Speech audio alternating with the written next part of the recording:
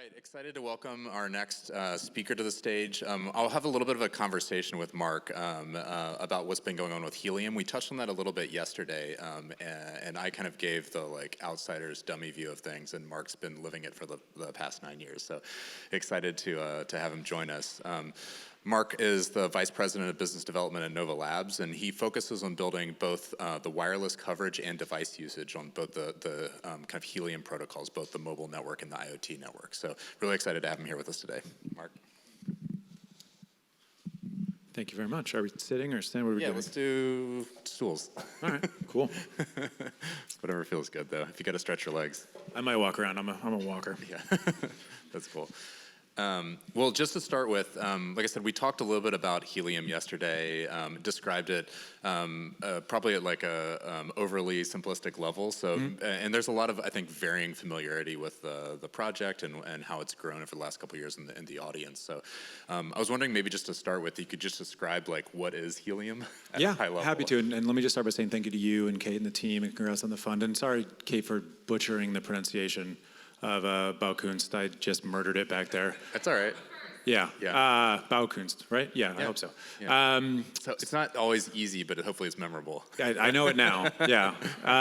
Don't be afraid. So I always like to ask groups that I have the privilege of speaking to, I want to ask if you know about Helium, because Tyler informed you on some of it yesterday. I'm also very well educated generally. So anybody operating a Helium hotspot? I know Kate is. 1, 2. Okay. Nice. So Helium and the Helium blockchain are fundamentally an incentive mechanism for developing wireless networks. So the short history is that 9 years ago the company was founded. We were called Skynet, actually. We were Helium Systems after that, and then we changed our name to Nova Labs about 6 months ago alongside a D-round fundraise. Along the way, we started as an IoT sensing wireless company. So when I joined the company in San Francisco about 9 years ago, we were building public IoT networks for companies that wanted to put a sensor inside the refrigerator and make sure that their sushi inventory didn't go bad.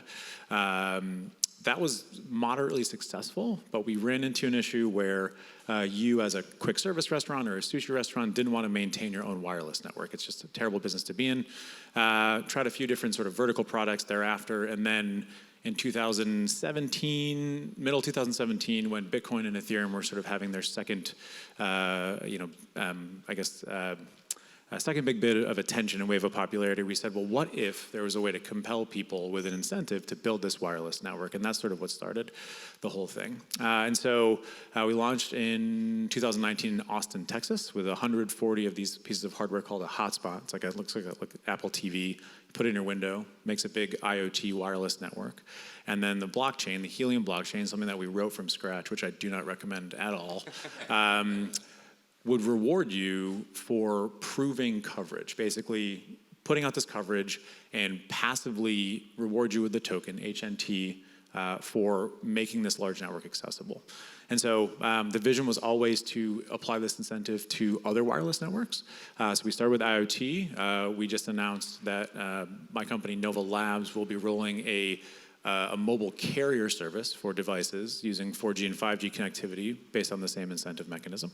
And the model has been wildly successful, quite frankly, at least in creating supply of coverage. So we like to think about supply and demand. So we've created the largest contiguous wireless network in the world. And when I say we, I mean the community. So Kate and Tyler and the millions of people across the world that are participating in this.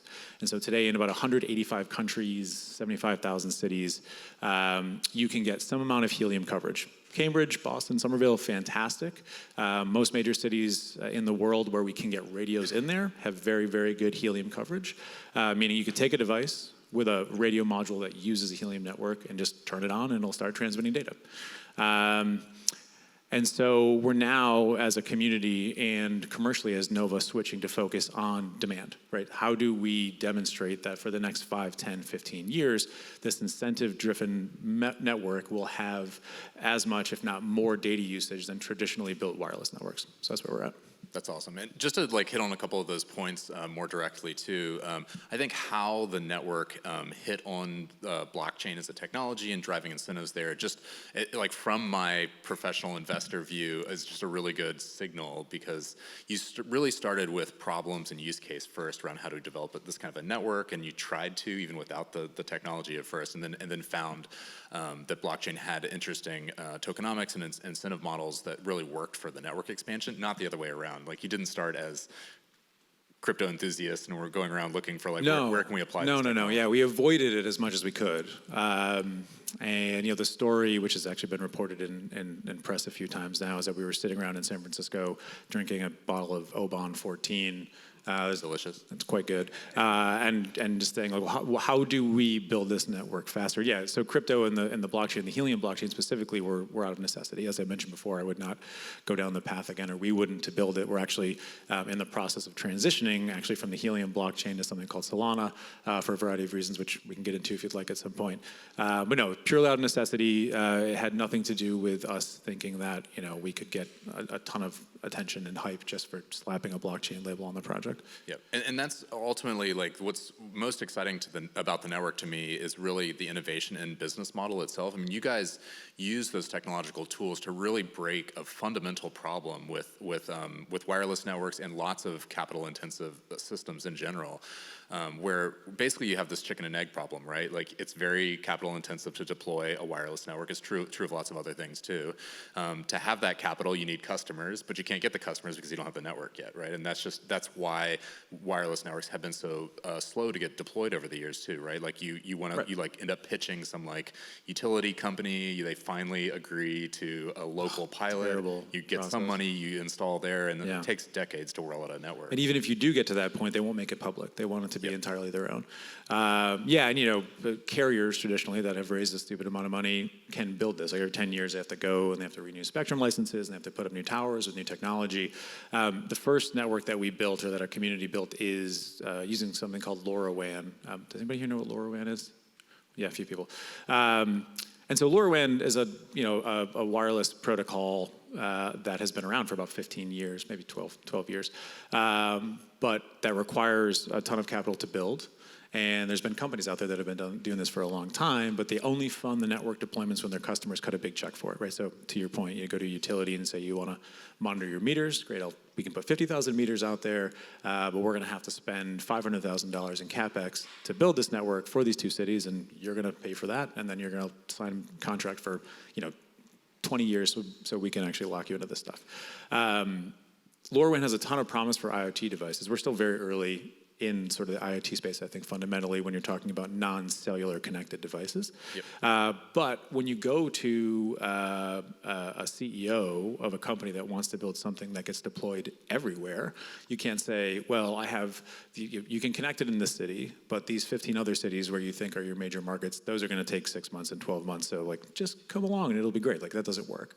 Right? So, now with the massive coverage that we have, just over the last 6 to 12 months, we can have very serious conversations with enterprises that are rolling things out at a national level, even international level, and they can trust that instead of in just 20% of the cities they want to roll out in, they can be in 85, and it'll grow to 100% over the next 6 to 12 months. So that's been a huge change. Yep, and it's amazing to see how quickly the network's grown too. I mean, you have one of the largest contiguous the largest contiguous wireless. We think it is. No one's challenged us on it. But it was deployed basically in like 2 years-ish. Pretty much, yeah. I mean, it was August 2019 through today, right? And the growth rate now, which is down quite a bit from its peak, is still very impressive, right? We're still doing 15 to 20,000 of these IoT hotspots every month, and now as we move into cellular, we're adding more cellular radios than anyone is adding in the world now to coverage. I mean, we'll have to it's painfully familiar to lots of people in the room too that have dealt with supply chain issues over the last 2 years. But it's amazing to see that growth given what's happening in the consumer electronics supply chain right now as well too. I mean, you were basically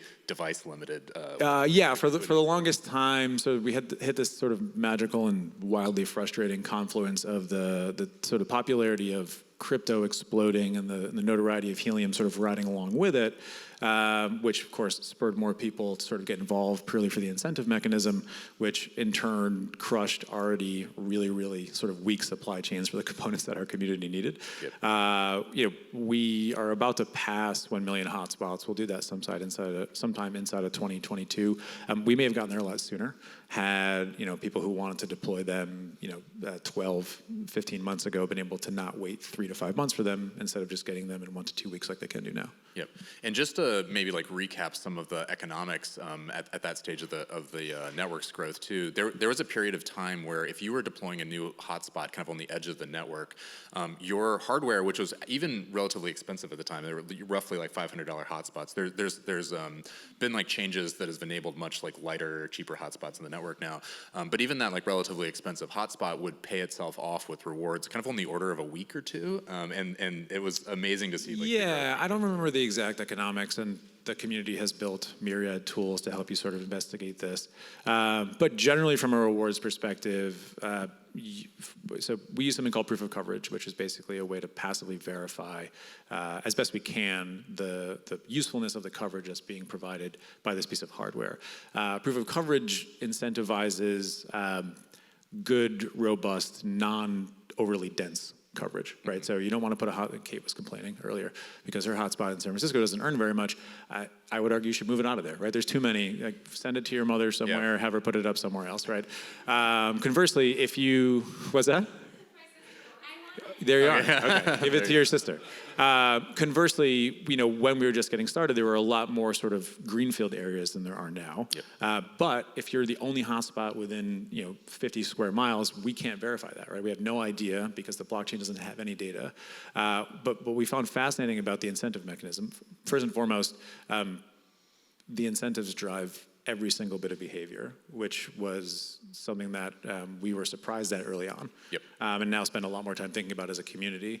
But if you're the first hotspot someone was the first hotspot in Boston at one point, and then you find other people to help you grow the network and you build sort of a more robust coverage area, and then you see your rewards sort of go up as that happens. But yeah, I don't remember the sort of exact specifics, but there was a period of time where the ROI, at least as a community sort of calculated, it was extremely favorable. Yeah. I remember because I was getting pitched by people trying to raise money to deploy networks at the time too. So it was just explosive growth then. And actually some conversations yesterday really revolved around how is there even a market around these tokens? How are people realizing basically fiat rewards for deploying the network? And that led to a lot of interesting just conversations around speculation, I think too. I think a lot of that market is driven by speculation, and I think I really believe there's healthy and unhealthy versions of speculation too. It's hilarious, also as a VC, our business is basically speculation, hopefully the healthy kind. It's really just investing in something you think is going to be more valuable afterwards, and there's some real fundamentals to that that make it not just a pyramid scheme, but investing in things that actually create real value. So I think that's the sort of negative perceived side of many crypto projects that are purely speculative and don't really have a use case at the end of the day. But with the wireless network, you can do some real modeling around data transfer today, where you think it's going in the future, the kind of price per gigabyte of data transfer, and you can apply some very real market analytics to that market that I think really substantiates in my mind the value of the token, and there's a lot of good economic fundamentals to the market itself. Yeah, I would agree, and we don't have to get into the speculative side of other projects or even this one. But at any given point in the past, right, since the Helium blockchain produced its first token, which was the first token, right, because at the Genesis block, which started the whole thing, there were no tokens, and the first one was mined. We didn't do a pre-mine by design. And generally, our community is very, we're known for not allowing any discussion about speculation. Right? If you go into the Helium Discord server, which if anyone in here is in the Discord server, it's a wild, absurd place with 200,000 people who are just It's crazy. Super rabid about the entire thing. If you say anything about exchanges or pricing or trading, a bot comes in and shuts you down, and it's not allowed. But yeah, the price of the token over time, right, should reflect the value sort of stored therein versus the speculation. At some point, between now and when the token sort of showed up on an exchange, it's some combination of speculation and value. The way that we've crafted it in the community is that as the usage of the network increases, the token, there should be more value conferred upon the token, because the token itself is actually used for the transaction fees for sending data. There's another mechanism called a data credit, which is derived from HNT, and you as a customer of the blockchain pay data credits. So modeling is hard, right?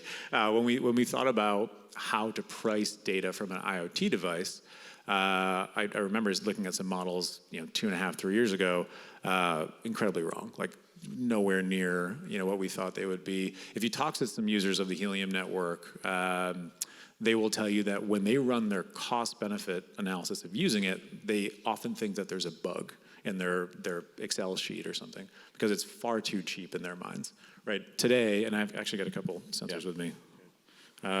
So this is a location tracker from a company out of the Netherlands called Viloc, VILOC. It's kind of like a load jack for micromobility assets. You put this on a scooter and someone steals it, which happens all the time. You can go out into the field and retrieve it because they put it in a place where it's not easy to find. This thing probably sends a packet every 5 minutes. That packet's like 15 bytes, incredibly small. It probably costs about $1 per year to operate this on the Helium network, which for this company, Viloc, is remarkably good. But when we're trying to demonstrate usage of the Helium network, even in a world where there are 10 billion devices all transmitting constantly, it's very hard to make a dent in what is typically viewed as like blockchain protocol spend. So if you look at all of the sort of protocol spend on the Helium blockchain, we're consistently in the top 3 or 4 of all these layer 1 chains. Ethereum, Solana, Avalanche, blah, blah, blah. But it's a very small percentage which is actually data transfer. And that's just going to take time, especially on the IoT side.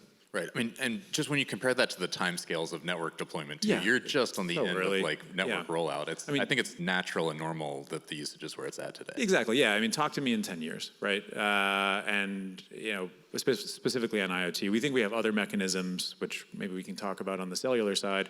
But with the IoT and sort of small device market, it's going to take 5 to 10 years for these companies to get 100,000, a million, 10 million devices out there. So we'll get there. Well, are there any other of the specific IoT use cases you want to mention, or like interesting? Yeah, so the Viloc one is actually super interesting. I've got another. I'm just full of sensors here. This is a sort of like a strip sensor from a company called Sensitive. And this is used for doing things like motion detection, leak detection. So you can put this under a sink, for example. Water drips on it, transmits a signal that says, hey, there's something moist here. Or you can put it on a window, right? A lot of these ends up in commercial buildings or in actually consumers' homes where they put it on a window and they just want to track opening and closing. That's the whole thing, too, right? That's it. There's nothing else, right? And the battery will last you about 3 years, right? And the radio is super efficient. It wakes up, it transmits, and it goes to sleep. Doesn't send very much data. There's lots of sort of tracking and logistics use cases that are top of mind for me because they're growing so significantly in size. There's one company called Nano Things, which makes another sort of location-focused product. It's pretty wild. It's a printed tag, so it almost feels like a label you'd put on a box, right? You pull the back, you slap it to the side of something. The whole thing is printed. The battery's printed, and it just sort of sits all in there. And it's used for supply chain and logistics tracking. So you have a package, it leaves a destination, and it gets to a destination. And you care mostly about the departure and the arrival. And then if there's coverage in the middle, it sort of tells you where it is on the network. There's a large company that people have heard of here today that is using it actually to do they have someone stealing from their warehouses. And so they're tracking these packages as they get stolen, and they're trying to actually catch this person.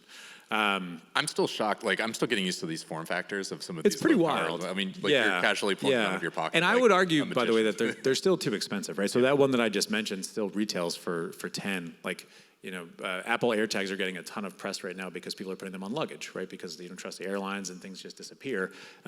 If someone produced a $1 or even like a free thing, right, that you slap on your luggage, you would see millions of these things on the Helium network nearly immediately. So the form factors are wild. I think actually the biggest blocker is the price, right? Especially when you think about consumer. IoT and LoRaWAN is very successful in the enterprise. Consumers have not really touched a LoRaWAN device because they're too expensive. Yeah, that makes sense. So let's transition a little bit to talking more about the future. Like, Sure. can you talk a little bit about like what's happening with 5G? Yeah. I think a lot of things are evolving, like the types of people operating the network and doing the deployment are maybe shifting a little bit more to the kind of enterprise end of the spectrum, but still very like accessible sort of for a normal person relative to the past, and lots of very different like business arrangement too, where you're at least while you're getting started are actually like partnering with some carriers as opposed to kind of doing kind of end network business arrangements. Yeah. So I'll trust that most of you here have memorized the Helium white paper and recall that very early on we talk about the incentive mechanism being used to incentivize any wireless protocol. So we started with IoT and LoRaWAN because that's what we knew, but we had this idea that on a long enough timeline, if the model was true, we could sort of revolutionize how most wireless networks are built. And so about a year ago, a company called FreedomFi, who actually Nova Labs acquired about 3 months ago, introduced the idea of using the Helium incentive mechanism and the token HNT for cellular networks, specifically using something in the United States called CBRS, which is a public cellular band. Typically to build a network like T-Mobile, AT&T, Verizon, Dish to some extent, you license spectrum from the FCC, and you pay billions of dollars for this, and then you put up radios and create your own network, and you sell and support a subscription service. CBRS, which is actually something that Ajit Pai made possible, who's a former FCC commissioner, is a way for you and me and Tyler to deploy our own cellular radios. So the community approved a few radios that could be deployed to create 4G and 5G coverage. And so now, today, there's about 6,400 of these cellular radios that are deployed to the Helium network and that earn a token incentive for doing something, or for doing that. There's a new token, it's called Mobile, and we can get into why that exists if people want, but suffice it to say, we needed to sort of tune the reward mechanism for this different network. And so now, my company, Nova, which is a for-profit entity that is the founding member of the ecosystem, but now very much just an ecosystem member, has announced a carrier product. So we're in Q1 of next year going to be releasing something called Helium Mobile, which is a cellular carrier. So it's something that you would use instead of AT&T or Verizon or T-Mobile or Mint Mobile or Boost or Ting or any of these companies that'll sell you a subscription product. And it's easiest to think of it as something called an MVNO, or a mobile virtual network operator. And there's hundreds of these MVNOs that essentially just go to someone like AT&T or T-Mobile and say, I want to buy a shitload of data from you, and I'm just going to put subscribers on your network, and they like that relationship.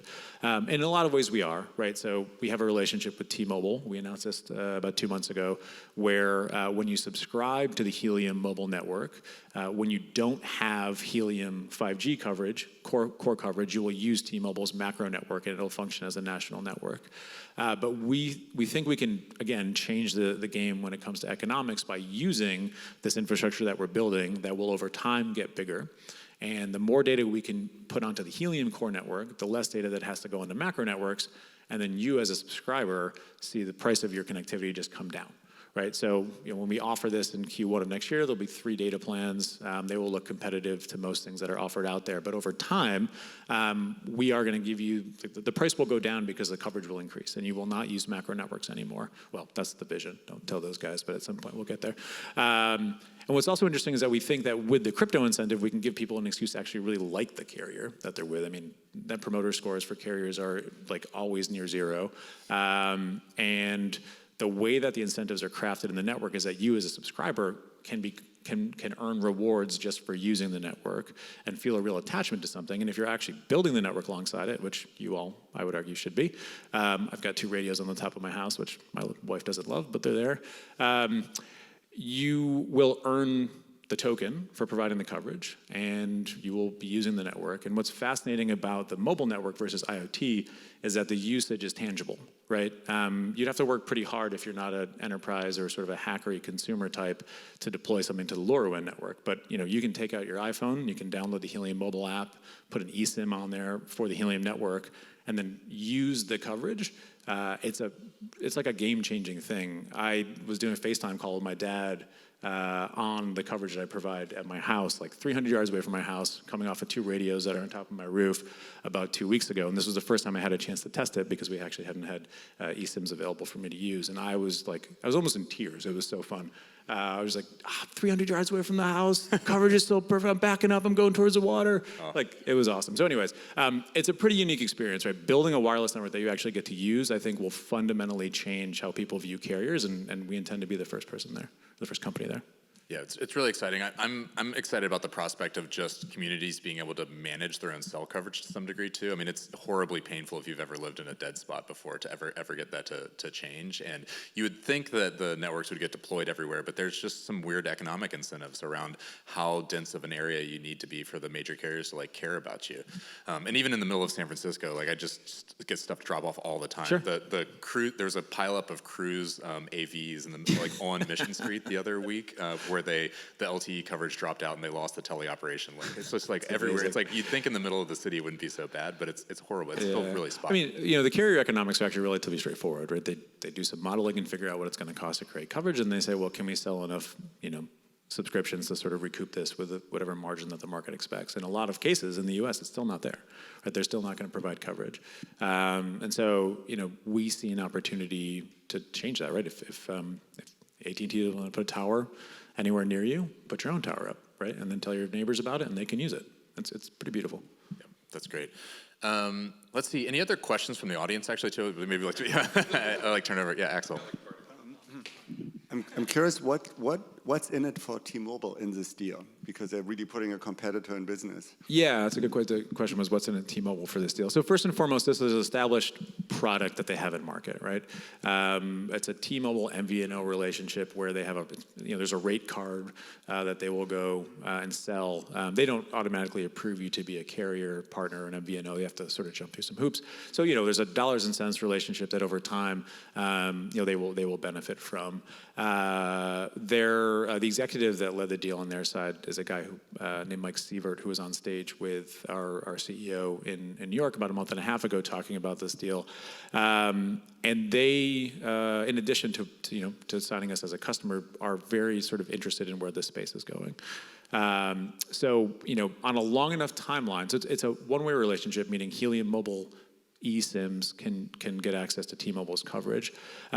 We envision a future where someone like T-Mobile would start to view the Helium network as more of a neutral host network, which is a sort of a term in the space to sort of mean that there's just coverage available anywhere that a carrier can sort of use. So, for example, if you go to SFO and you're on AT&T, you're not actually on AT&T's hardware, you're using Boingo's physical infrastructure, and they just sort of sell connectivity back to AT&T.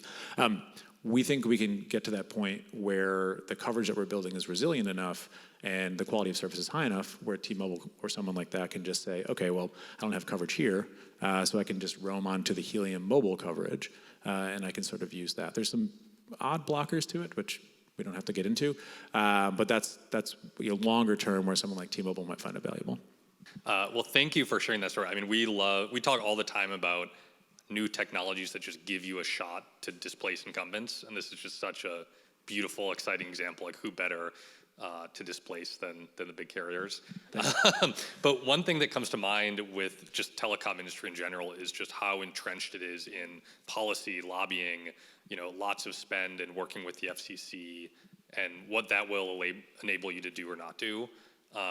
And in the startup world, you think of regulated industries and everything from companies that are very strictly compliant, like in the medical world, to companies that have been very defiant, like in the rideshare world or what have you. Like, where do you land on that spectrum, and how do you think about, working in an ecosystem that is heavily regulated? Yeah, that's a good question. So, I guess at a very tactical level, anything that gets deployed on the Helium network, whether it's an IoT radio or a 5G radio, has to comply with any regulation that the FCC puts out there. And that holds for any country that the network gets deployed in. And the hardware is manufactured by independent manufacturers that are part of the ecosystem that go through all the sort of processes to get these things approved. I mentioned before we're using something called CBRS, which is a public piece of cellular spectrum. Again, as long as you're complying with the rules for CBRS, you can sort of make use of that. So we feel very, very comfortable with our current approach. You know, when someone chooses, back to Kate or maybe Kate's sister, when they choose to deploy a hotspot, that's their decision, right? There's no sort of formal relationship with Nova Labs or the Helium Network. They're basically putting something on the blockchain, and we're just saying, listen, if you want to read your terms of service and think this violates them, then that's up to you. We've done very well with our deployments so far. We have a pretty open dialogue with a handful of the major carriers and ISPs around network usage. Fundamentally, at the end of the day, whether you're looking at IoT or you're looking at cellular, it just results in more data going across networks, right? And most of these companies are just in the business of facilitating data. We feel quite comfortable about our position, but naturally, we're always looking, in the future to see what sort of comes down the pipeline. Do you feel like there's enough kind of air in the room, given existing policy, to let you really innovate and do something meaningful? We do at the moment, right? It might change, but right now we do, yeah. Hey, how do you deal with the incentive system disappearing at scale? And how do you prevent that network from collapsing at this time? Oh, that's a big question. So let me repeat it so I make sure I get it. How do you deal with the incentive system at scale and then prevent? That's right. Mm-hmm. Yeah. Mm-hmm.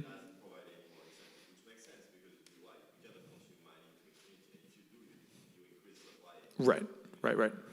So like that means that when these things actually work, it's like hundreds of things a month, but there is no more value for anyone to have that. Sure. Yeah, so it's a very good question. So, the cycle that we've gone through when it comes to deploying the coverage, specifically on the IoT side, is, you sort of had early bleeding edge adopters, people who cared about technology. Lots of people are in this room, cared about technology, and they sort of sat at the intersection of bleeding edge tech and crypto, right? And they wanted to spend $300, $400, $500 and sort of take a flyer on putting this thing in their window and see how it went. That portion of sort of the deployment cycle worked very well and lasted for probably 18 to 24 months. And then we moved into this period, and this is how actually the incentives are crafted on the network, where over time you're rewarded more for usage versus being rewarded purely for mining. And as you sort of alluded to, we don't just create tokens into perpetuity. There's a system where they tear down by half every 2 years, and the goal is to have the usage component replace the sort of raw, what we call proof of coverage component. Coupled with that, we have also seen a huge and very promising trend just in the last 6 to 12 months where instead of someone deploying purely for the incentive mechanism, it's an enterprise that needs some more coverage to sort of use their applications. And so for them, first and foremost, there's a business use case behind it, right? And so it makes a ton of sense. And the amount of capital that they would have to spend is the same or cheaper than they would have to spend for a private network without the benefit of mining something that actually for them has very important value. Because even if you mine just a very small amount of the token HNT, you can pay for most of your data traffic from your devices just by virtue of the fact that you're putting this network out there. So that transition has been super helpful. With cellular, it's actually, as I was just talking about with Tyler, the tangible benefit of actually using the cellular network is massive, right? The fact that you can use this thing and it's in your house or your home or your business or on a tower that you own or on a roof that you own fundamentally changes how people view the relationship with just something that's mining a token. And we're trying to get ahead of what your concern is now by stressing usage on day one versus just stressing the building out of the supply of the coverage. So, it's certainly a hard balance to strike. But if we can get the usage ahead of the curve on the cellular network before we get 18 to 24 months in, we basically can get ahead of all the concerns around purely mining a token just for the incentive, and more so people are interested in actually using the network coverage. Can you explain how usage solves for this? Because if rewards is based on usage versus just mining for presence, right? Then everybody's gonna want one, right? Up to the point where there will be no more value for usage. So the usage component is sort of known and fixed. So, for example, with the cellular network, for every gigabyte worth of data that you pass through, so let's say, for example, Yeah, so it's a known. So for example, let's say they put a 5G radio on top of this, right? And there's two people on phones in here doing calls. If there's a gigabyte worth of data that flows from their phones through this 5G radio, that results in $1 worth of the token being rewarded to that operator. So it's more variable in that you actually need the usage, but once people are there operating, walking around, Somerville, sort of streaming FaceTime on their phone and making phone calls, there is a huge usage component, which is predictable over time. Hi, just thinking about your success cases, are there any challenges with, on cellular, if there's a lot of usage and you have what sounds like commodity hardware that people are deploying, something that comes to mind is latency an issue, for instance? And then another question on that is, if you are immensely successful and other people decide to emulate you, is there any challenge with crowding on that public spectrum? Oh, that's a good question. I'll take the second one first and hopefully not forget the first one. So we have the Helium community has been credited with sort of kickstarting what's being called either decentralized wireless, or DY for short, or sometimes people call it TIPIN, token incentivized physical infrastructure. That one's a big mouthful. So to the point where there's many companies now, probably 4 to 5 companies that are venture funded doing exactly what I just described around Helium Mobile. Slightly different approaches, but very, very similar ways that they describe themselves.